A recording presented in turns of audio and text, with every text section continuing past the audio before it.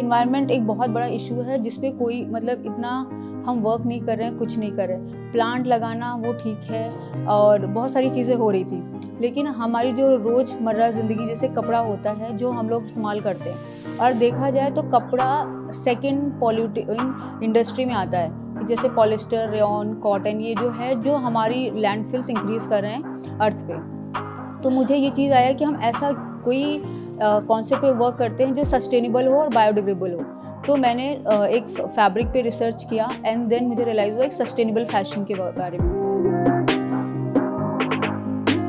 उस फैब्रिक को आप यूज़ करिए, पहनिए, वो कपड़ा रिसाइकल भी हो सकता है एंड आफ्टर देन जब उसके बावजूद भी अगर वो जाता है एनवायरनमेंट में तो बायोडिग्रेडेबल है, जो किसी भी तरह हार्मफुल नहीं होता है।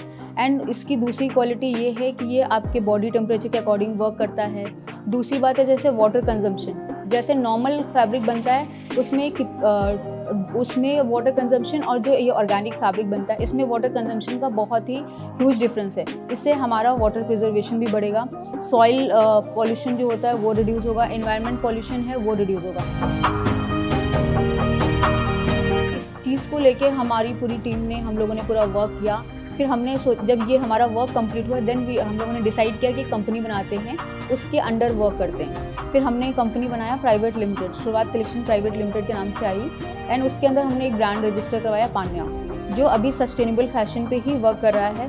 हम लोग जो अपने कपड़ों में डाई भी यूज़ करते हैं वो भी अजियो फ्री और ऑर्गेनिक डाई यूज़ करते हैं, जिसमें वो भी कोई केमिकल ना हो। अगर वो जाके कपड़ा वेस्ट होता है या जाके किसी भी वाटर बॉडी से मिलता है तो उनको पॉल्यूट ना करे। मुझे ये काम करते हुए 2 साल हो गए हैं और अभी उसके बाद हम इससे हमारे जैसे किसान भाई भी हैं जो जैसे कॉटन, जिस खेत में ऑर्गेनिक कॉटन उगता है उस खेत को 3 साल तक सिर्फ गोबर खाद से ही रेडी किया जाता है। आफ्टर देन उसमें कॉटन ग्रो की जाती है। देन जैसे मेरे यहाँ पे एलोवेरा फैब्रिक, रोज़ मिल्क, ये सारे फैब्रिक यूज़ होते हैं। तो इनका ये कॉन्सेप्ट होता है, एक तरफ जो कॉटन ऑर्गेनिक कॉटन है उसको लिया गया, जैसे मिल्क का फैब्रिक, मिल्क रखा गया है, देन वीविंग उसके साथ ही डिप होके होती है। तो ऐसे मिल्क बनता है, ऐसे रोज़ फैब्रिक बनते हैं, ऐसे एलोवेरा फैब्रिक बनते हैं।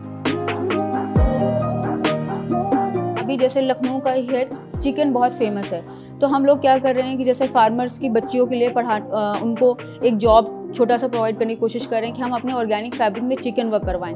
तो जिससे चिकन वर्क करवाने से एक बेनिफिट ये हो जाएगा कि उनको रोज़मर्रा की ज़िंदगी के लिए थोड़ी सी कमाई भी हो जाएगी और दूसरा वो अपनी जो लड़कियां होंगी वो अपनी पढ़ाई पे भी ध्यान दे सकती हैं, थोड़ी सी रेवेन्यू जनरेशन एक ये छोटा सा काम के through. The main motive which our company is focusing is to use organic fabrics. The fabrics like made from aloe vera, milk, soya, orange, etc. Because of these natural resources, the fabric which we use has a natural luster to it. It's really soft, it's shiny, and the most important thing is it's your body friendly too. The people which are facing allergies issue and fabrics which causes them allergy, etc. There are no such issues with our fabrics like that. Other thing is that if we focus on other organic brands, the silhouettes are really simple, but the designs which we are creating are focused. We are using all kind of design embellishments and everything. Rural area के लोगों को कैसे connect किया जाए इस project में, जिससे उनके बेटरमेंट, उनके लिविंग स्टैंडर्ड पे हम लोग काम कर पाएँ, जो बहुत ही ज़रूरी है अगर हम सिटी में आ रहे, क्योंकि आज की तारीख में भी 60% पॉपुलेशन भारत की गांव में ही रहती है। उनका डेवलपमेंट भी बहुत ज़्यादा ज़रूरी है, जो हम लोगों का ये मेन मोटिव। और दूसरा हमारा वुमेन एम्पावरमेंट। हम सब बोलते हैं कि हमें वुमेन एम्पावरमेंट करना है, हमें ऐसा करना है। मैं ये नहीं बोलती कि उनके लिए बहुत कुछ करो, बस एक सपोर्ट करो, एक स्टेप उनको प्रोवाइड करो। दे आर एम्पावर देमसेल्फ, उनके अंदर इतनी कैपेसिटी होती, बट एक पुश की ज़रूरत होती। एग्जांपल मैं अपना ही बताती हूँ, मैं प्रिपरेशन करने के बाद मुझे समझ नहीं आया बिज़नेस कैसे स्टार्ट करते हैं। गवर्नमेंट की scheme I startup India, stand up India, and मुझे स्टैंड अप इंडिया के थ्रू लोन भी मिला। शायद आज तभी इसी वजह से मैं अपनी कंपनी को खड़ी कर पाई और मैं इस लेवल से काम कर रही हूँ। बीइंग फ्रॉम आर्मी बैकग्राउंड, मेरे फादर आर्मी में थे तो मेरा आर्मी से बैकग्राउंड था। तो मेरे कुछ या दीमापुर में जाता है, गुड्स जाते हैं जो फीमेल गारमेंट्स में हम मैन्युफैक्चरिंग कर रहे हैं, एंड दूसरा जाता है बीकानेर में, जो बीकानेर में, और वहाँ पे भी आर्मी को ही हम सप्लाई दे रहे हैं।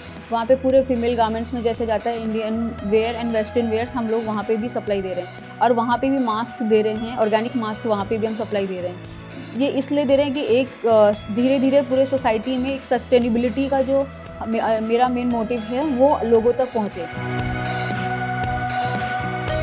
गवर्नमेंट जैसे लोकल फॉर वोकल दे रही है, तो गवर्नमेंट ने हमें बहुत बड़ी अपॉर्चुनिटी दे दी है कि आप अपने ब्रांड्स लाइए, उनको हाइक लाइए, उनकी स्पेशलाइजेशन आप पढ़िए, आप प्रोडक्शन करवाइए और उनको अपनी इंडियन मार्केट में, because India is the biggest consumer market in world.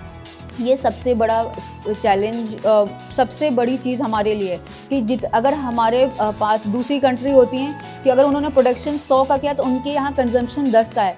हमारे यहाँ अगर प्रोडक्शन 100 का तो हमारे यहाँ कंजम्पशन भी, तभी सारे वर्ल्ड इकोनॉमीज देख रही हैं कि इंडिया में कैसे इन्वेस्टमेंट किया जाए। पानिया एक ऐसा ब्रांड है जो सस्टेनेबल फैशन पे वर्क करता है। उसका मेन कंसर्न है to preserve society, to serve society and to protect society. ये हमारा मेन कॉन्सेप्ट चल रहा है because textile industry is the second most polluted industry in whole world और ये पानिया इसी वजह पे ही वर्क कर रहा है। अभी हमारे इंडिया में भी सबसे ज़्यादा ऑर्गेनिक की टेक्सटाइल मिल्स हैं, बट वो फैब्रिक हम सिर्फ एक्सपोर्ट करते हैं। That fabric we are not using in India. That is the biggest drawback for our country. अगर हम वो फैब्रिक इंडिया में यूज़ करते तो मे भी हो सकता है कि अगर जो हमें कार्बन फुटप्रिंट रिड्यूस करने में इतनी प्रॉब्लम आई नहीं आती, हम अपने यहाँ का ऑर्गेनिक फैब्रिक बना हुआ फॉरेन कंट्री, यूरोपियन मार्केट में सप्लाई देते हैं, यूएस में सप्लाई देते हैं, बिकॉज वो कपड़ा थोड़ा सा महंगा है, नॉर्मल कपड़े से महंगा है, बट क्या बोलते हैं उसके अपने ही बेनिफिट हैं। लेकिन उस बेनिफिट को समझने के लिए लोगों को उसको इस्तेमाल करना पड़ेगा। जब तक उसको इस्तेमाल नहीं करेंगे उससे कुछ नहीं जान सकते।